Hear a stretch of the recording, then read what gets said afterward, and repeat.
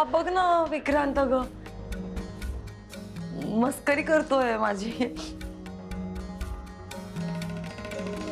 म्हणतोय लग्न नाही करणार, लग्न नाही होऊ शकत.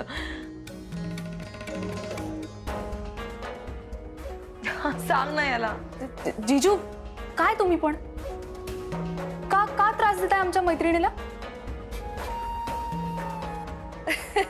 अगं पूजा, त्रास देत नाहीयेत ते, सारिकाची मजा बघतायत हो ना. जीजू अशी थट्टा मस्करी नाही करायची. हो, आणि जीजू आमची ना सगळी तयारी झाली. तुम्ही कुठल्या गाण्यावर डान्स करणार आहात? जीजू लक्षात ठेवा, स्पर्धा सारिकाशी आहे. ए तुम्ही दोघं कपल डान्स करा ना, किती मस्त वाटेल ना. हो मग एक काम करूया, ह्यांचे ना मस्त कपल फोटोज काढूया. हा बेस्ट आयडिया. चला फोटोज काढूया. बसा ना तुम्ही इकडे, मस्त फोटोज काढूया. अहो नको काय नको, बसा बरं तुम्ही. ऐका माझं प्लीज, हे सगळं करू नका. काय नको जीजू, फोटोज तर काढतेय ना. सारिका जवळ बस बरं.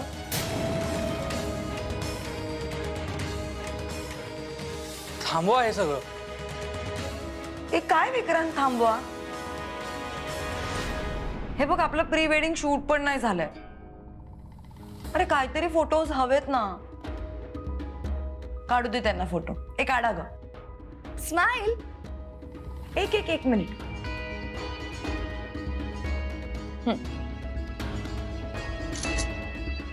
आता ना जीजू तुम्ही सारिकाच्या खांद्यावर हात ठेवा. तो नाही ठेवणार. एक मिनिट. स्माइल. आता ना आता पोज बदला. हा एक मिनिट. हा क्यूट. बघा इकडे. हे बघा कसे आले? मस्त आलेत फोटो. किती गोड आलेत. सारिका किती खुश दिसतीये ना. जीजू आमच्या सारिकाला नेहमी खुश ठेवा, तिला अजिबात त्रास नाही द्यायचा. हा मला माहितीये ना, तो खूप खुश ठेवणार आहे मला. विक्रांत सांग त्यांना तू किती प्रेम करतोस माझ्यावर. सांग त्यांना तू काय काय करू शकतोस माझ्यासाठी. बघा प्रिया, अजून लग्न झालं पण नाहीये आणि आत्तापासूनच नवऱ्याची बाजू घेतीये. ए असं काही नाही. हा प्लीज. जीजू सांगा ना, तुम्ही सारिकासाठी काय काय करू शकता? ए तुम्ही दोघं फिरायला कुठे जाणार आहात? हो विक्रांत, आपण फिरायला कुठे जायचं हे ठरवलंच नाही. अरे सांग ना, कुठे जायचं हनीमूनला? जीजू तुम्ही पॅरिसला जाता का, किंवा न्यूयॉर्क? बेस्ट. स्वित्झर्लंड.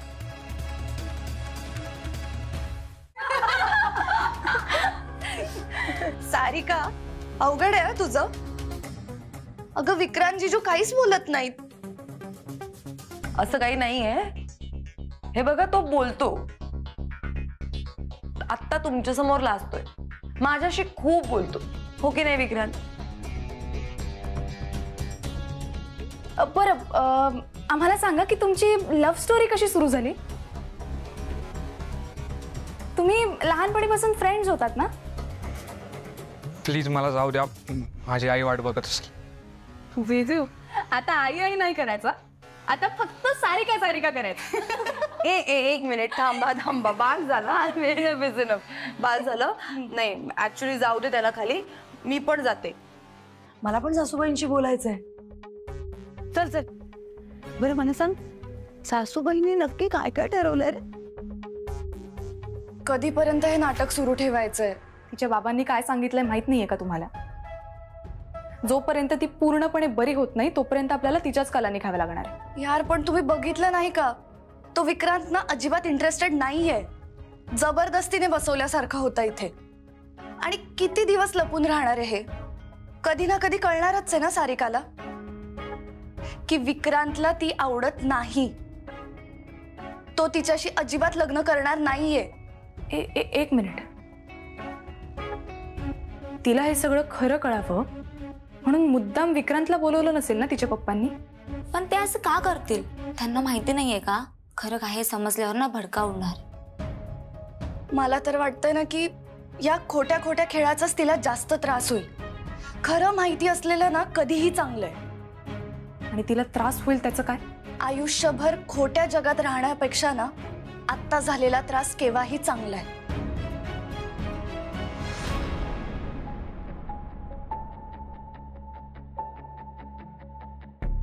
बघितलं, अगदी लक्ष्मीनारायणाचा जोडा दिसतोय. हो ना, म्हणून तर दृष्ट काढतीये.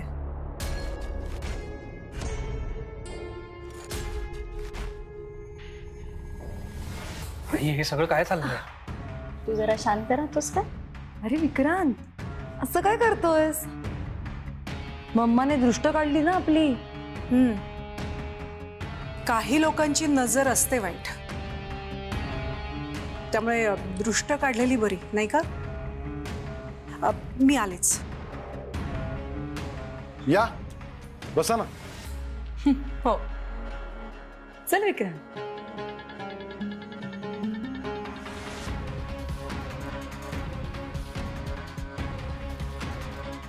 हा विक्रांत, हे बघ आमचं सगळं प्लॅनिंग झालं. तू अजिबात टेन्शन घेऊ नकोस. आणि आता मी तुझी होणारी बायको आहे ना, त्यामुळे मी तुला कुठल्याही गोष्टीचा स्ट्रेस घेऊ देणार नाहीये. ओके, डोंट वरी, सगळं छान होणार. सारिका, एक मिनिट. आई, मला तुझ्याशी बोलायचं. 1 मिनिट ये. विक्रांत, अरे आई प्लीज.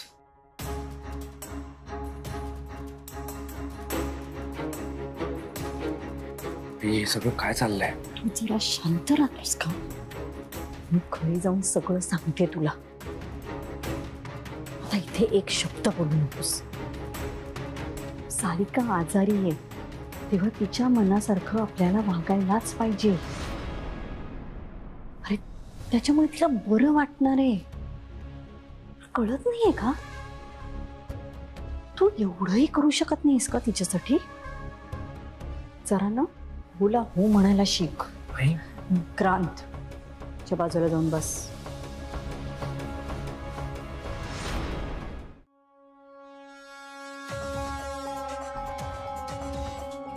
मम्मा, आमचा एक फोटो काढ ना. Sure. Vikrant, smile. Vikrant smile. मस्त, खूप छान फोटो आलाय.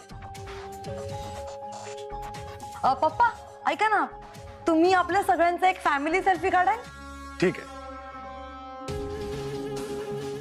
या. विक्रांत घे ना. या सगळे जवळ. स्माइल. वाव, किती गोड ना फोटो. हे बघा. येतो आम्ही. ठीक आहे. विक्रांत, तू इथे आलास, सारिकाला भेटलास, बरं वाटलं. पप्पा, माझा होणारा नवरा आहे तो मला भेटायला येणार नाही का? अगं हो, मी फक्त थँक्यू म्हणतोय. वहिनी, जे ठरलंय त्याप्रमाणेच करूया आपण सगळं. हो, मी पण तयारीला लागते. तयारीला लागाच. वेळ कुठे आहे? तुमची ना खरं सांगू का, काहीही तयारी झाली नाहीये. विक्रांत, मला सांग, तू कपडे घेतलेस का? प्रत्येक इव्हेंटला मला वेगळे कपडे हवेत. घेतलेस कपडे? नाही ना? तू ना आयत्या वेळी गोंधळ घालणार आहेस बघ. नाही करणार गोंधळ. नक्की ना? करतो मी सगळं नीट. विक्रांत, बाय.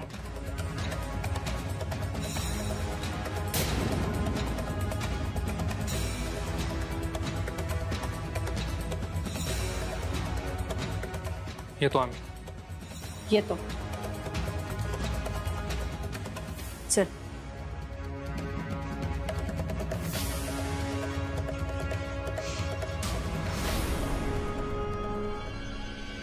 किती गोड आहे ना विक्रांत. फक्त मला भेटायला म्हणून इथे आला. तुम्हाला माहितीये का, मी त्याला आमचा डान्स पण दाखवणार होते, पण म्हणलं जाऊ दे, लग्नातच बघेल तो. बरं, माझ्या मैत्रिणी वाट बघत असतील, अजून खूप बारीक सारीक कामं राहिलेत. मी आलेच. हा,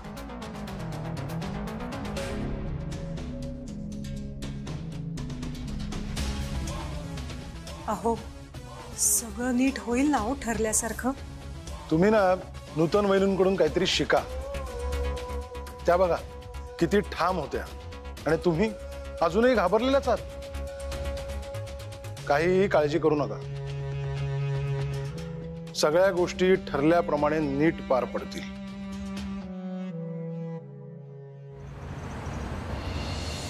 का मोठा प्रॉब्लेम झाला आणि तुम्ही मला आत्ता सांगताय?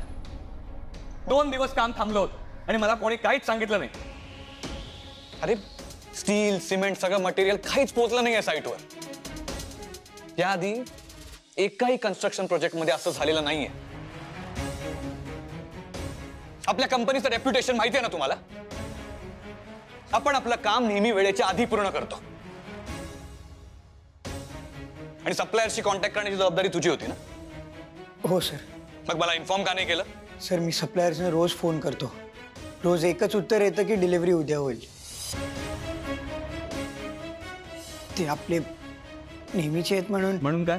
नवीन असो किंवा जुना, डिलिव्हरी वेळेवर व्हायला पाहिजे हा आपला नियम आहे. आणि नेहमीच आहे म्हणून काय लाड करायचे त्याचे? ऍडव्हान्स पेमेंट देऊन पण डिलिव्हरी वेळेवर होत नाहीये तर सप्लायर चेंज करा. ज्या रेट्सने मिळेल त्या रेट्सने घ्या, पण काम थांबलं नाही पाहिजे. प्रोजेक्ट 7 दिवस डिले होईल. 7 दिवस. तुमचं ना कोणाचंच लक्ष नाही आहे कामाकडे.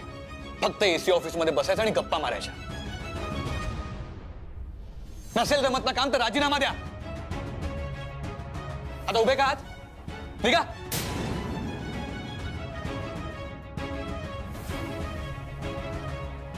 तुला वेगळ्या भाषेत सांगू? सर ते काय आता काहीतरी नवीन कारण असेल ना तुझ्याकडे? विजय मला काही ऐकायचं नाही. Get out.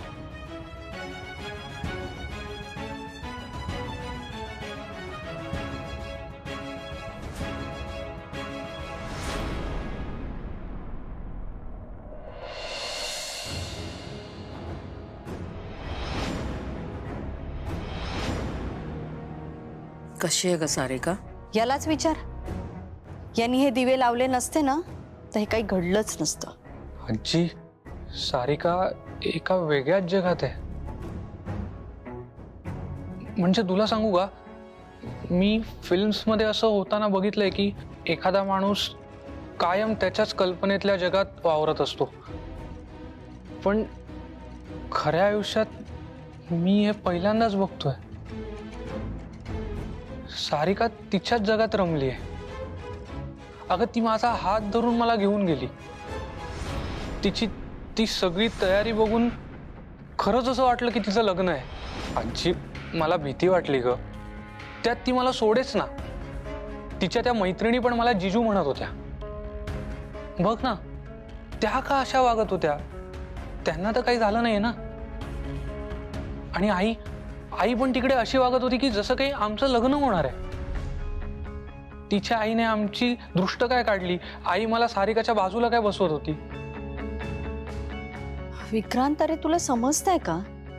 अरे तिला बरं नाहीये आणि आता जर तिला सगळं सत्य कळलं ना तर ती कोलमडून जाईल. अरे तिला जर असं वाटतंय की तिचं तुझ्याशी लग्न होणार आहे तर थोडे दिवस आपण तिच्या कलांनी वागलं तर काय हरकत आहे विक्रांत? कदाचित ती त्याच्यातून सावरेल, बरी होईल. मला असं वाटतं की तिला आधी बरं होऊ देत, मग खरं काय ते सांगू ना आपण तिला. नूतन, मलाही वाटतंय ग तिला भेटून यावं. मी असं करते, पुढच्या वेळेला वेदांत जाईल ना तेव्हा जाते भेटायला. आई, तू खरंच जाऊन भेटून ये तिला. तिला बघ, म्हणजे तुला कळेल तिची काय अवस्था झाली आहे ते. तुम्ही बसा, मी आलेच.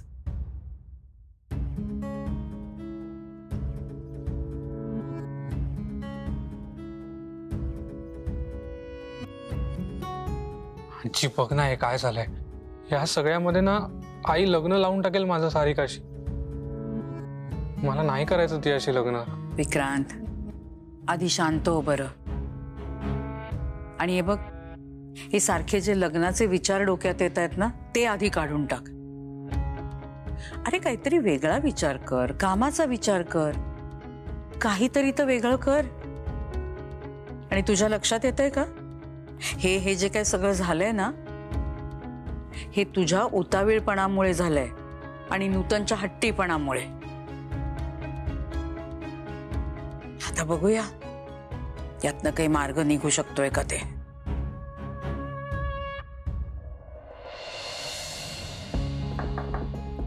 कम इन.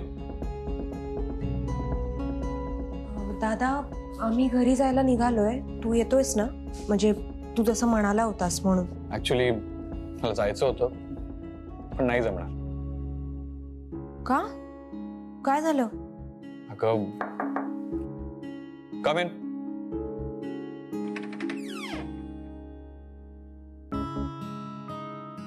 काय झालं सर? काही प्रॉब्लेम आहे का? मला बाहेर कळलं तुम्ही चिडला आहात म्हणून. तो श्रीपाद तर रडत होता. हे चांगलं आहे. आधी चुका करा आणि मग रडत बसा. मला कळत नाही हे लोक स्वतःवर रडण्याची वेळच कशाला आणतात. हो सर, पण झालं काय? म्हणजे स्टाफ मध्ये पण कोणी काही सांगत नाहीये. ते कसे बोलते? चूक त्यांचीच आहे ना. अरे काय झालं ते तरी सांग. आता कसं सांगू तुम्हाला? ऍक्च्युली खूप टेक्निकल आहे सगळं. म्हणजे सप्लायर्सला ऍडव्हान्स पेमेंट केलंय आणि ती अमाऊंट खूप मोठी आहे. 2800 करोड.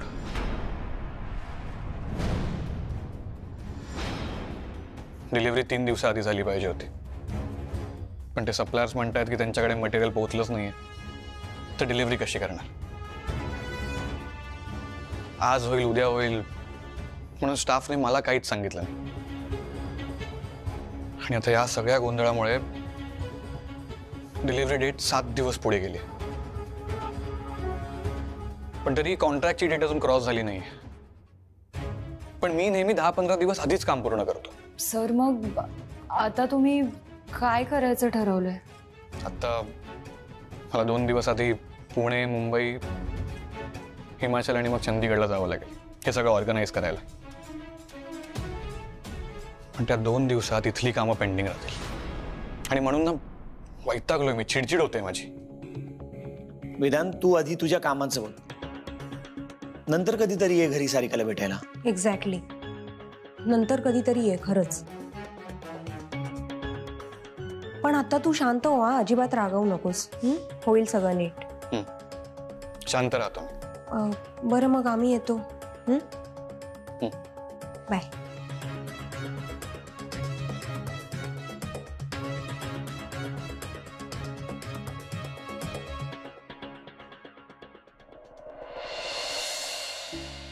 चिडू नको, शांत हो.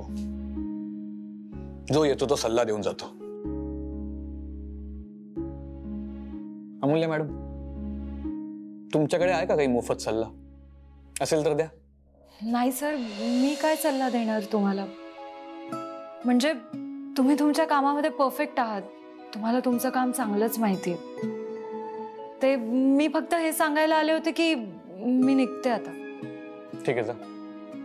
अमूल्य, मला एक विचारायचं होतं.